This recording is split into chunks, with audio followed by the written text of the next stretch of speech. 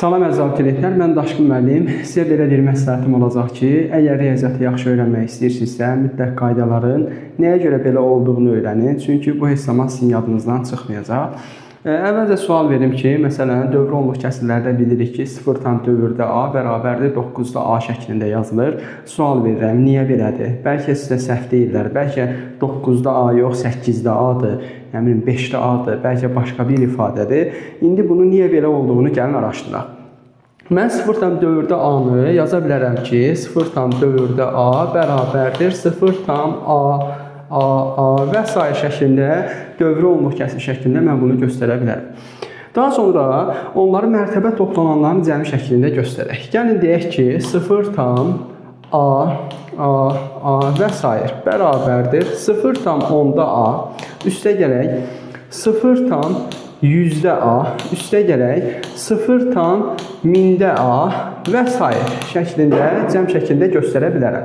Daha sonra onları kəsr formasında göstərsəm, 10-da A, üzərinə gəl 100-də A, üzərinə gəl 1000-də A və s. şəklində göstərmək olar.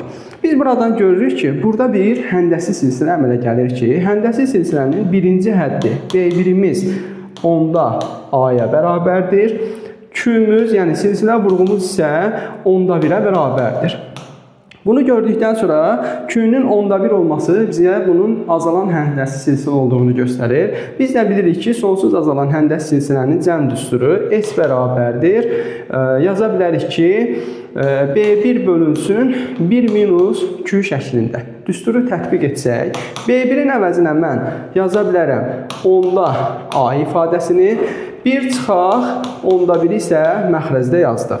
1-dən 10-da 1 çıxanda 10-da 9-umuz məxrəzdə, sürətdə isə 10-da A ifadəsi qalır. İndi kəsri kəsirə bölmə qaydasından istifadə etsək, 10-da A bölünsün 10-da 9, vurulsun 9-da 10 yazsaq, buradan onları ixtisar etsək, alarıq nə?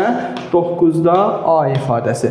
Demək, dövrü onluq kəsirlərdə, saf dövrü onluq kəsirlərdə, məsələn, 0,4-də A ifadəsi 9-da A-ya bərabər olmasının səbəbi həndəsi silsilədən gəlir ki, biz də qaydanı isbat etdik.